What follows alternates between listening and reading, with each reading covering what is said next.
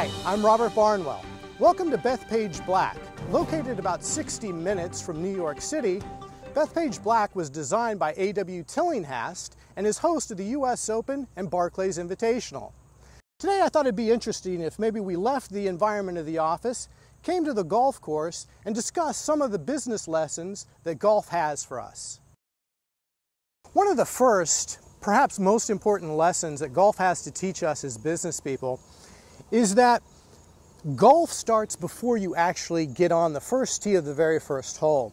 Essentially what you want to do is you want to go to the practice range, you want to go to the putting surface and get a feel for what do your skills look like at that given time.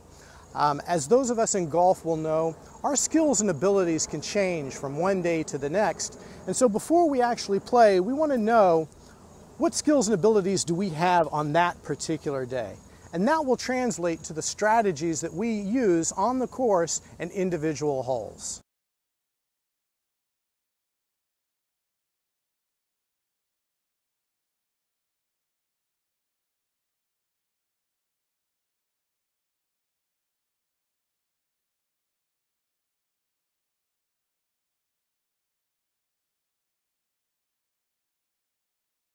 The second lesson from golf for us in business is something I think that many of us may already be familiar with, and that is the 80-20 principle, or Pareto's law.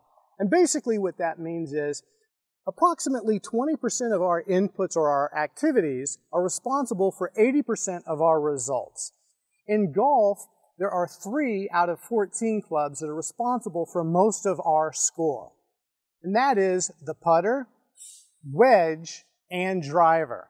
For me in my business, the key determinants of my success tend to be the number and quality of relationships that I have at the C level, CEO, Chief Operating Officer, or boards of directors. So my question to you is, what are the key performance drivers of your organization?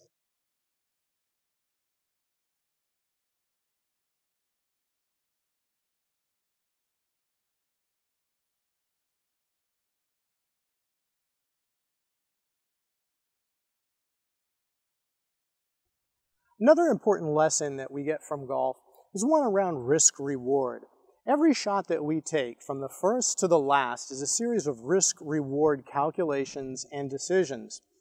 The other thing that I would mention is, inevitably, over the course of the round, we're going to shoot somewhere between 72 and, if you're a beginner, maybe 100 plus strokes.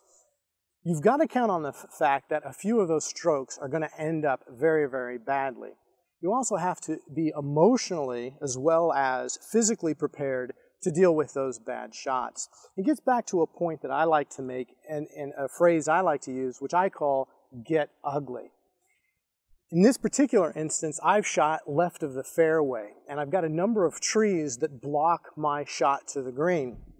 Now, if I were a better golfer, if I had the same skills of maybe a PGA Tour pro, I may be able to shoot it and thread it through these trees. But the reality is, I don't bring that experience or that ability to the game.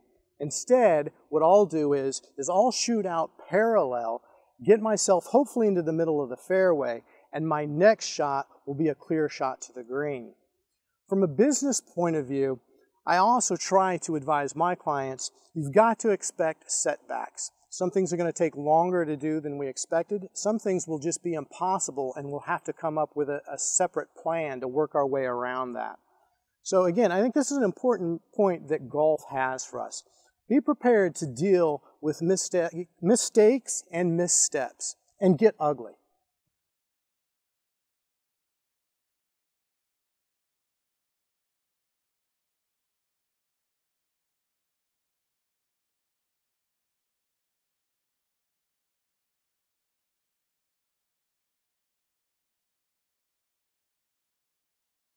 Before we leave today, I'd like to make a point, and that is, if I had the opportunity to play against Jack Nicklaus or Arnold Palmer in their prime and play against them for very serious amounts of money, I wouldn't hesitate. And why do I say that? I say that because if I were to compete against Jack Nicklaus or Arnold Palmer, I'd choose to compete against them in a game other than golf. I'd compete somewhere where my own personal strengths lie. And I think this is an important point for business. if we're facing competitors that are well entrenched in their particular business or their particular strategy, how can we change the nature of the game, or change the nature of the business, and change the nature of our own strategies to play to our own individual strengths? I think that's an important lesson to end on.